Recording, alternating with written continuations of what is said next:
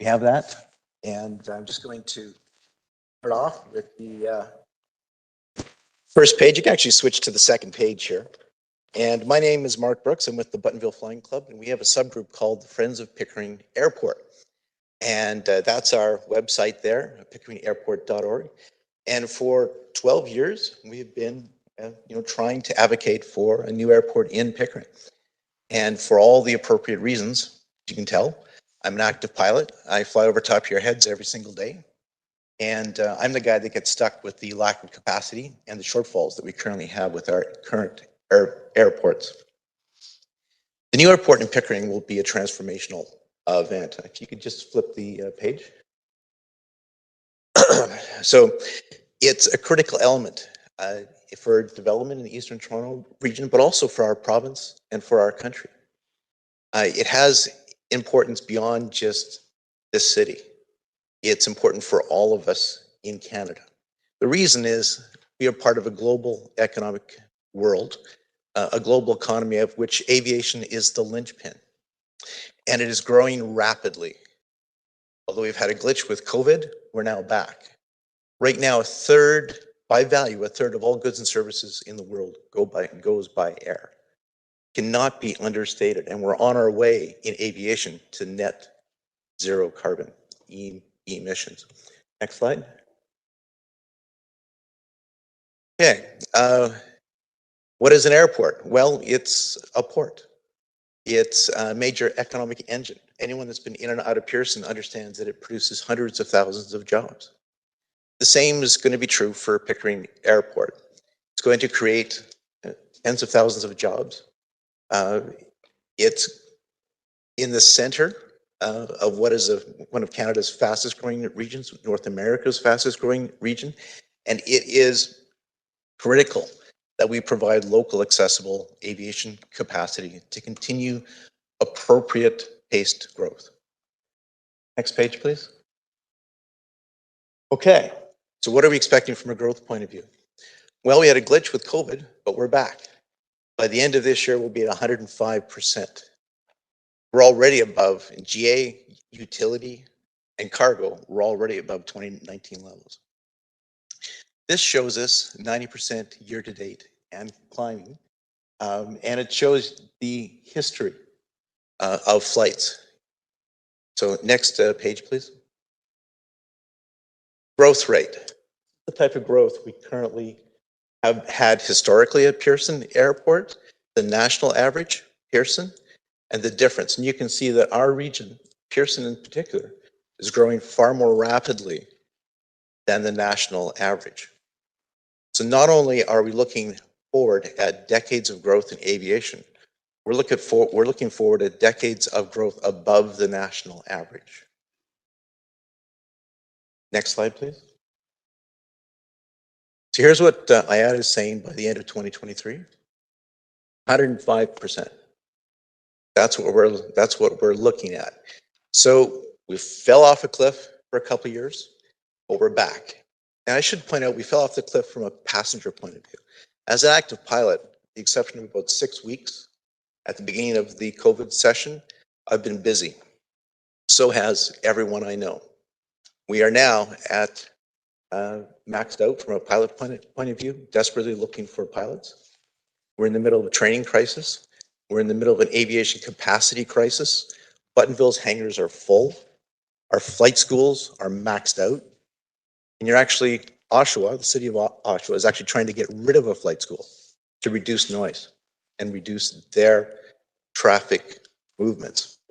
So there could be no better time for a new airport in Pickering than now. As you can see, going forward, even if we add Pickering, have it open by 2029, we still are looking at a capacity shortfall somewhere in the 2040s. Without Pickering, from a capacity point of view, and remember, capacity is not runway capacity. Runway capacity is the least restrictive metric of an airport. We need the airport now, and that's assuming less growth than if you look at the growth numbers, it's assuming lower growth than what we have historically had. Next slide. Okay, ASA report. Now you may wonder, finding out about this late on Thursday, flying back and being here Friday morning for finishing my work week and spending that morning writing a presentation. Well, why? Well, because I was pissed off, frankly, on the misinformation that was in that statement. The ASA report does say that you can get away without building the airport. You can delay it under certain conditions. None of those preconditions have been met. Those preconditions include expanding Waterloo, and Waterloo has flatly said no. They're not going to go from 1 million passengers to 20 million passengers. Other communities are not going to pick up this burden, nor should we expect them to. We expect Hamilton, Waterloo to pick up that burden. That's 2 hours away from here. And we're talking about pushing out active aviation businesses that are already in those communities in order to make room for the capacity that we should be building here. The amount of tax dollars that would have to be used to incent Hamilton, Waterloo, or given to Pearson to inefficiently expand its own capacity would come out of the taxpayers' dollars, not private investors. Pickering Airport can be built with private money. That's the big difference.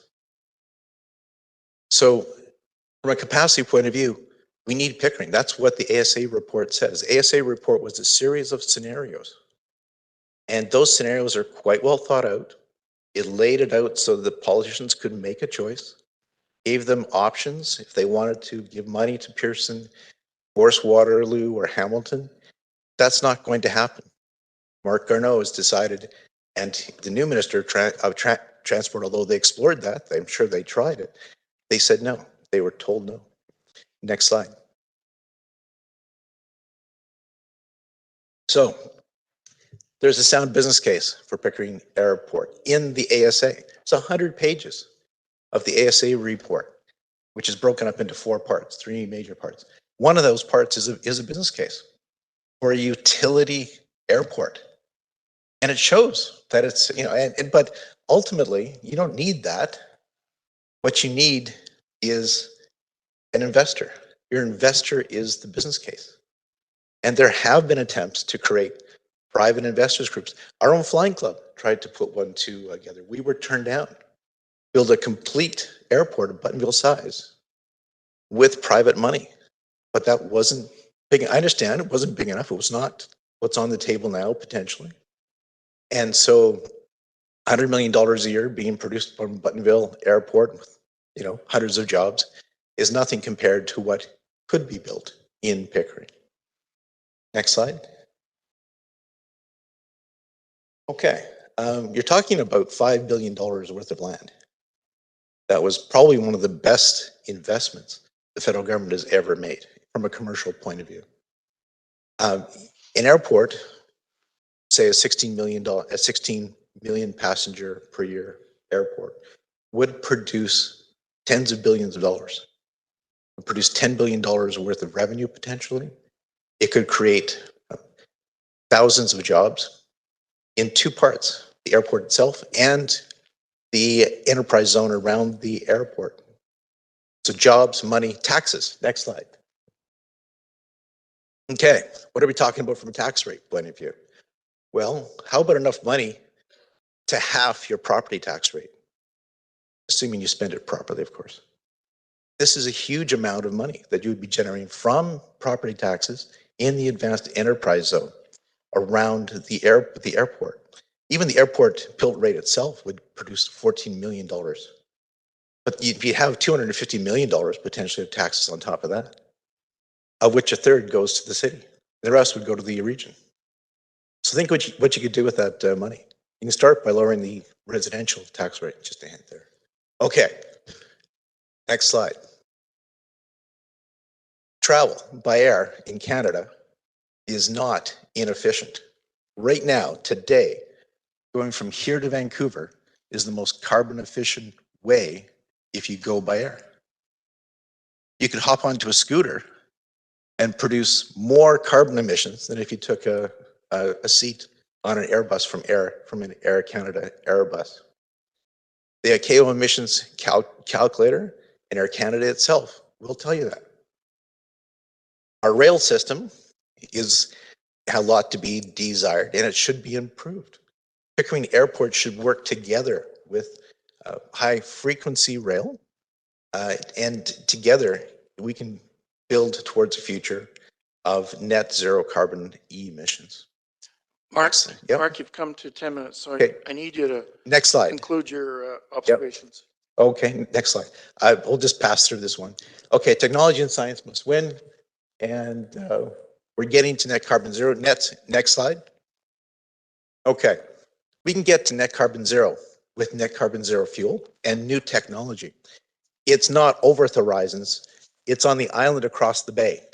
We have a clear path to net carbon zero in aviation. ICAO and IATA are following it. Air Canada has signed up to it. From an international point of view, we have a path to net carbon zero, as well as doubling aviation in Canada by 2050. Thank you, Mark. I do have a question because Sure. one of the parts of the in the notice of motion speaks about climate change. Yes. And I understand that aviation accounts for about 2% of global CO2 emissions. That's correct. Yeah. Could you speak to, you've begun the process about talking about aviation being the more climate friendly than some other transportations. And could you also speak about hydrogen energy as an option as well? Sure. Although hydrogen energy is one form of fuel. So what's happening now in aviation is we're producing or shifting to sustainable aviation fuel. There's a plant being created, and this will run an existing jet. So that every jet you have right now flying out of Pearson or anywhere in Canada can be a net zero machine. Okay. All you need to do is make the fuel net zero. And part of that is a biofuel solution. Part of it is something called e-fuel. That's when you use hydrogen created from water and electricity, combine it with a carbon source, and you create fuel, basically designer fuel, which Canada is really good at, by the way. We've just been pulling that carbon out of the oil sands instead of out of the air or other renewable sources. So we can make aviation, and that is the plan. In October 2022, there was a meeting and a ratification of 150 countries with a path to net carbon zero. By 2030, all of Air Canada signed up. For instance, all of the airlines have to sign up if they want to fly internationally. So Air Canada will be producing 20% less emissions by 2030 than it was in 2019. Thank you. Any other further questions of the delegate? Councillor Robinson. Thank you. Oh, you're, we'll make one up. Thank you, and through you, Mr. Mayor. Just a quick question. The ASA report that you're speaking of, could you tell me who funded that?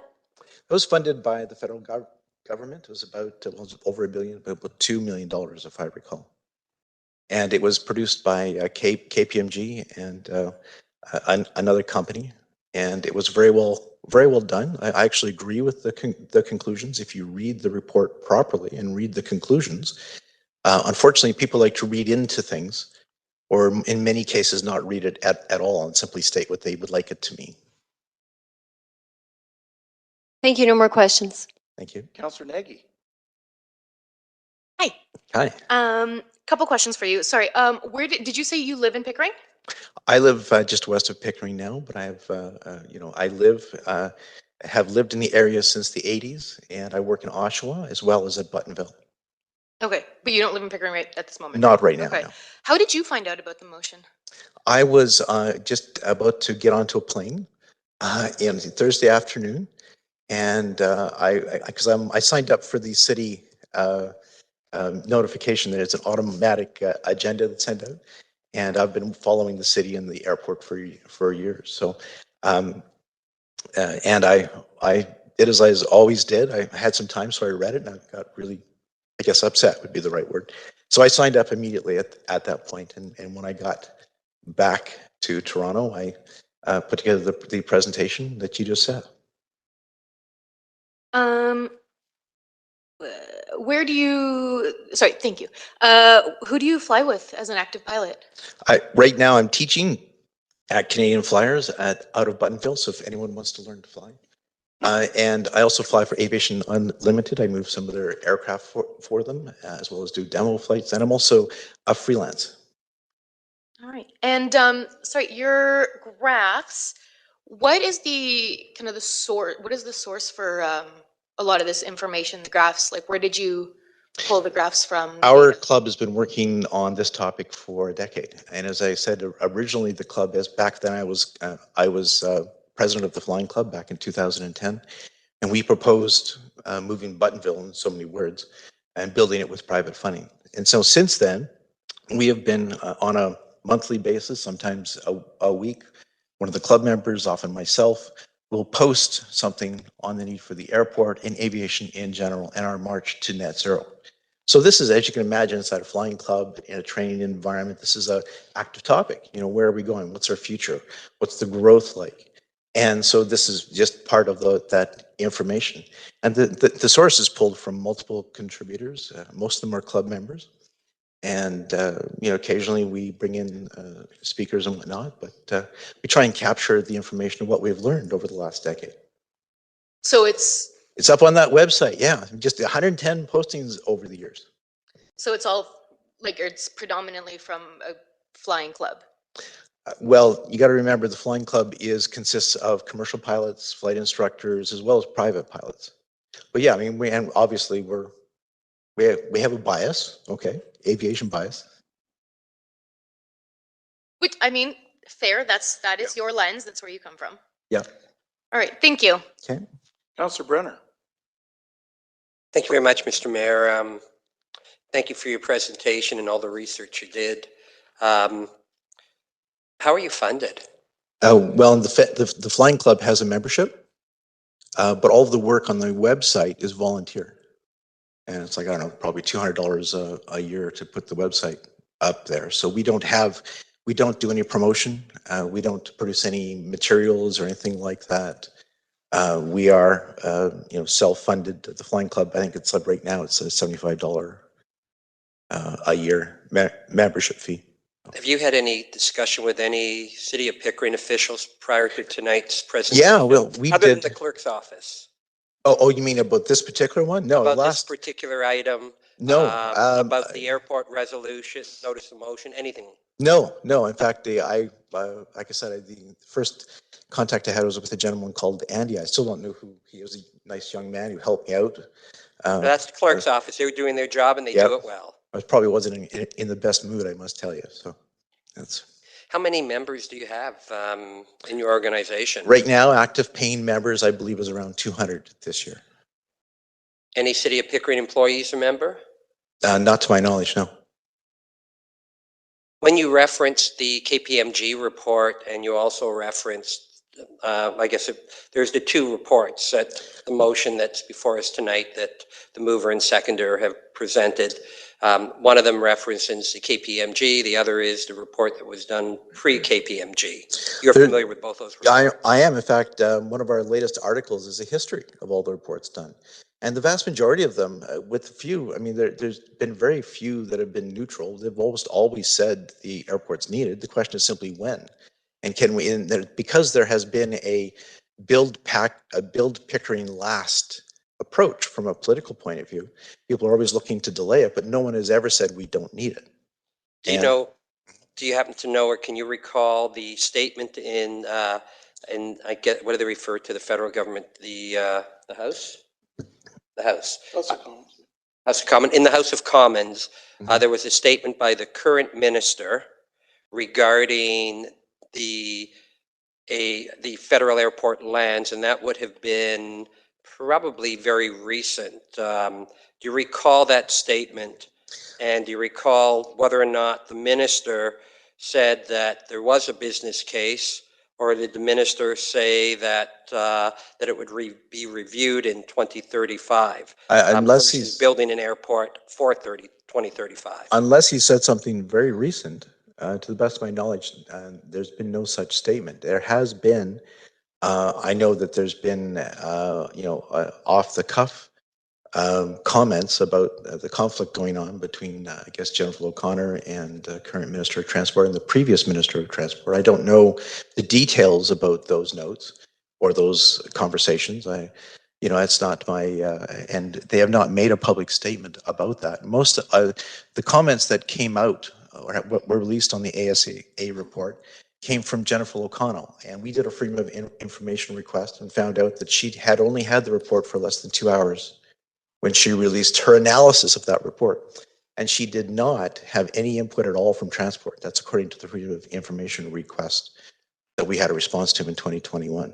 So she basically put out a press statement saying what she wished the report to contain, and replete with errors, I might add. For instance, she said that the airport was needed before 2038. 2038 was never in the report, never mentioned in the report. It just so happens that that would allow the current tenants who are leasing the lands for pennies on the dollars, 2 more 10-year concessions of leasing that land. And so part of the challenge here, and what we've run into as a group, is that you've got a well-funded opposition that has significant financial interest in retaining and using those lands, which are now worth billions of dollars. Billions of dollars of money, Canadian taxpayer money, set aside for a specific purpose that is now needed. So you don't recall the current minister making any statement whatsoever regarding the I think federal plans? question's been asked and answered. Yes, If you want that's to put it in the record during the debate, No, you can do but that. fair Is there enough. any other questions? Just of the asking the delegate? delegation. He said no. You asked, he said no. Yeah, I may have said it in a roundabout way, but it was no. I'm just trying to get the same kind of clarity that we were getting off of the first delegation. I didn't get that, so, That you kept asking. yeah, exactly. So did its When counselor. Thank you. Landover Landings get that report, I wonder, that you spoke about? We don't know. I Yeah. mean, but we do know that they had a press release ready to go. I found that timing unusual as Now, well. it was very, it's a 492 page report, and I'm used to reading technical reports. I found the timing very unusual as well. Yes. Councillor Cook, or sorry, Councillor Brenner, are you done? I'll wait till we deal with the motion to speak. Councillor Cook. Through you, Mr. Mayor. Thank you. Just a couple questions, because I'm not familiar, forgive me. You stated your organization was Friends of Pickering Airport, but then you referred to a club. Well, So is this the same organization? Yeah, the Friends of Pickering Airport is a group of volunteers inside the Buttonville Flying Club. Okay. Yeah. So this report that you're bringing is on behalf of the Flying Club or on behalf of a not-for-profit organization? It's the Flying Club, on It's the behalf of the Flying Flying Club. Okay. Just some of your statistics, and I completely feel what you're saying about making fuel net zero. And I know that that is the position of the UN to make sure that we are net zero by 2050. And I'm just going to give you a couple of statistics because you gave us a lot of stats, and I would just ask a question. So to counter, to get your position on how you feel about this, from the David Suzuki organization. Let's, questions of the delegation. If you want to get into argument, Oh, no, I just have a question. questions of the delegation Yes. of his delegation. presentation. Sure. Okay, I didn't see Mr. Suzuki's name in his presentation. so- It is not, sir, but Okay. it's a stat that he quoted that I would like some Okay, clarity go on. ahead, please. Okay, so I'll refer to the specific stat, just for clarity, to make it easier on everyone. Sorry, I've got all my pages upside down now. So first you began with the Canadian aviation growth chart that you put up, that you've got national air carrier traffic statistics, 1946 to 2019. Yes. However, your graph has no data beyond 2015. And you gave us some projections that I think you said 105% is what we were currently clipping at. That's in what terms we're of projecting for this year. yeah. projecting. Do you have those projections? Because they're not on this graph. It ends at 2050. If you looked at the other graph, you'll Mhm. notice that we project out with the capacity added by Pickering Airport. Mhm. So I'm trying to think, let me see if I can find the slide for you. It's number 6. Number six, yeah. And so you've got, aviation capacity in Canada, and this is the local Toronto area. And you're looking at capacity with Pickering Airport, it's somewhere around 100 million. And remember, current capacity is projected, depending on who you listen to, is 65 million at Pearson, unless they make changes, unless they make updates and additions, which have not yet been made. And so that capacity, maybe they can push it to 70 million, maybe. If you don't mind mayhem that you saw over Christmas being a daily event, okay? Because that's what you're talking about. Okay, and just one final question, and it's in reference to your slide. Yeah. Back to my question when I started on net zero carbon efficiencies. You've quoted SAF on sustainable aviation fuels. Yes. And your statistics about the contribution to global warming. And utilizing biofuel and biofuel technology. And I agree with you, Canada is definitely fantastic in that region of engineering alternate fuel sources, along with hydrogen as an alternate fuel source. But I think what's missing from this particular presentation, and maybe you know it from your SAF report that you're referencing, the research that I found is that even with biofuel or electrification, that would only be applicable to flights under 1,500 kilometers. And Pearson, being international, they fly a heck of a lot more than 1,500 kilometers in a go. That accounts for like 80% of air travel. So Hey, do you have any stats on? just to be clear, we're talking about completely fudgeable fuel. That is, SAF and Jet A are indistinguishable. You put them side by side, they're identical. They perform the same. This is not the old biofuel problem of the 1990s where they were different and you had to have special equipment to burn it. Fudgeable fuel is completely replaceable. So all you're talking about here to make aviation net carbon zero with the current equipment is to make net carbon zero fuel. Right. So right now, 9 billion liters of Jet A is burned in Canada a year. That's all flights, domestic and international. It'll be 11 billion by 2050, and that'll mean a doubling, by the way, of flights in Canada. One biofuel factory that's now being built by Esso in the Strathcona refinery district in Edmonton will produce 1 billion liters of biodiesel a year. That's one factory. Wow. Okay, so we can make, not only will we make enough biodiesel and SAF for ourselves, we can become a global player in exporting this, especially if you start to look at the different opportunities that we have. I mean, our prime minister was out with the German chancellor out in Quebec and Labrador trying to set up hydrogen export. That's because they have copious amounts of renewable energy that can create hydrogen that can be combined with any carbon source to produce SAF. That's the e-fuel. So the first e-fuel plant in Canada, by the way, is being built in Montreal. It'll open, I think, in 2026. So these are all coming. I mean, this isn't, something over the horizon. It's happening now. And one of the reasons why it's happening is because we have the discipline, international discipline and regulation structure to make it work. You can't, for instance, do that, unfortunately, with international shipping.